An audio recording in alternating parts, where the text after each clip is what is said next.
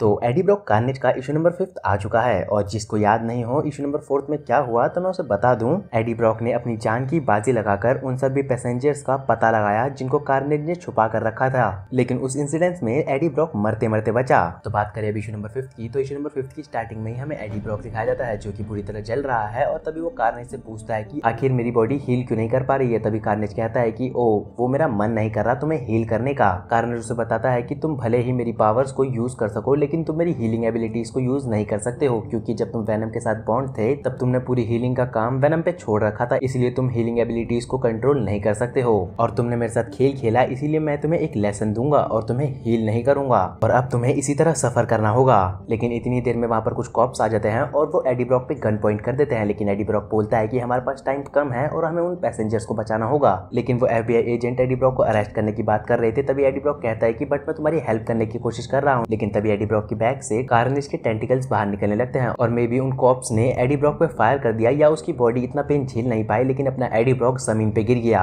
और कार्नेज ये सब देख के खुश होता है। जिसके बाद वो एडी ब्रॉक के माइंड के उस हिस्से में जाता है जिसमें उसने कुछ खास मेमोरीज को लॉक करके रखा हुआ है और कार्नेज उन मेमोरीज को खोलने की कोशिश करने लगता है और कहता है कि तुम्हारे पास टाइम अब बहुत कम है। और अगले ही मोमेंट हमें एडी ब्रॉक एक हेलीकॉप्टर में बैठा दिखाया जाता है जिसके सामने मिस्टी नाइट थी और वो उसकी बॉडी को टच करती है, लेकिन अपनी एडी ब्रॉक की बॉडी पूरी तरह जली थी जिसकी वजह से उसे बहुत पेन होता है और वो दर्द में चिल्लाने लगता है। और तभी मिस्टी नाइट उसके उठते ही उसे हेलो कहती है और तभी एडी ब्रॉक उससे पूछता है कि आखिर मैं हूँ कहाँ और तुमने मेरे हाथ बांध क्यों रखे हैं। तभी मिस्टी नाइट कहती है कि हम कोलोराडो में हैं, उस रास्ते में जहाँ पर वो फ्लाइट क्रैश हुई थी और तुमने हमें किसी केव के बारे में बताया था, बट इस जगह पर एक स्टॉर्म आने वाला है जिसकी वजह से यहाँ पर टेम्परेचर बहुत डाउन है और मुझे लगता है कि वो लोग इस चीज को सर्वाइव नहीं कर पाएंगे, जिसकी वजह से उन्हें हमें अभी ढूंढना होगा। और तभी मिस्टी नाइट उससे पूछती है कि आखिर तुमने उन पैसेंजर्स को किडनैप कैसे किया, क्या तुमने अपने दोस्त की मदद ली। तभी एडी ब्रॉक कहता है कि क्या तुम वेनम की बात कर रहे हो, तो वो वेनम नहीं था। और एडी कार्नेज से पूछता है कि ये उसी वक्त हुआ ना जिस वक्त मैंने तुम्हें अपनी बॉडी पे कंट्रोल करने दिया था, उसी वक्त तुमने उन पैसेंजर्स को किडनैप किया और तुमने उनके माइंड को अपने कंट्रोल में ले लिया।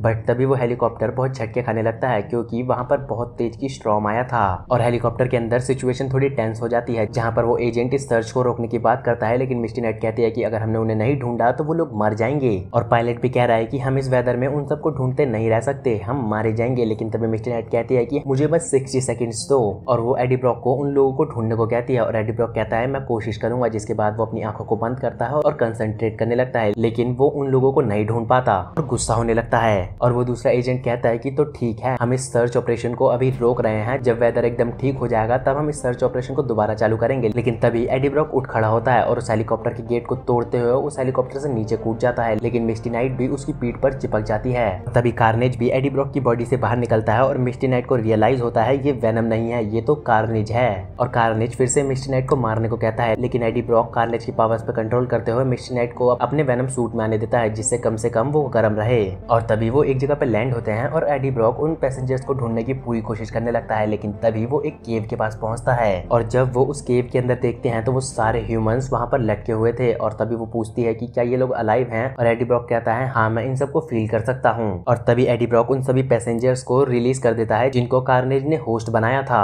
और तभी मिस्टी नाइट भी अपनी कजन सिस्टर को उस भीड़ में ढूंढने के लिए निकल जाती है और तभी उसे उसकी कजन सिस्टर मिलती है और उसकी कजन सिस्टर बोलती है मुझे लास्ट चीज ये याद है, मैंने एक बंदे को एक मॉन्स्टर में बदलते हुए देखा था। और तभी मिस्टी नाइट कहती है कि वो और कोई नहीं एडी ब्रॉक था जो कि कार्नेज के नाम से भी जाना जाता है, लेकिन तुम टेंशन मत लो, मैं उसे अपने हाथ से नहीं जाने दूंगी। लेकिन जैसे ही वो पीछे मुड़ के देखती है एडी ब्रॉक वहां से जा चुका होता है और तभी हमें एडी ब्रॉक दिखाया जाता है जो कि उस कड़कती ठंड में बिना कार्नेज सूट के चले जा रहा था, लेकिन तभी उसके पीछे से एक ब्लास्ट होता है और मिस्टी नाइट वहां आती है और कहती है कि मैं तुम्हारी मदद को अप्रिशिएट करती हूँ, लेकिन तुम्हें मेरे सवालों का कुछ जवाब देना पड़ेगा और इसीलिए मैं तुम्हें लेकर जा रही हूँ। लेकिन तभी एडी ब्रॉक भी कार्नेज से प्लीज बोल के मदद मांगने लगता है और कार्नेज भी उसकी बॉडी पे टेक ओवर करता है और मिस्टी नाइट पे अटैक कर देता है, जिसके बाद वो मिस्टी नाइट का एक हाथ उखाड़ देता है और उससे कहता है कि मेरा पीछा करना बंद करो और वो उसे वहां छोड़ के कहीं दूर उड़ जाता है। तभी हमें शिकागो दिखाया जाता है जहां पर एडी ब्रॉक ने आग लगाई थी और वहां पर म्यूस आता है जो कि अपने प्लेस को जलता हुआ देख कहता है कि जिस किसी ने भी ये किया है वो मेरा नेक्स्ट टारगेट है और वो इस चीज के लिए पछताएगा। और हमारा इशू नंबर 5 यहीं एंड हो जाता है। चलो तो वीडियो अब खत्म हो गई है तो अपना पहला कर्तव्य पूरा करो, वीडियो को लाइक करो, चैनल को सब्सक्राइब करो। और हाँ, अब तुम्हें इसके अगले इशू के लिए बहुत ज्यादा वेट करना पड़ेगा क्योंकि इसका इशू नंबर 6 अब सीधे पब्लिश होगा जुलाई 16, 2025 को,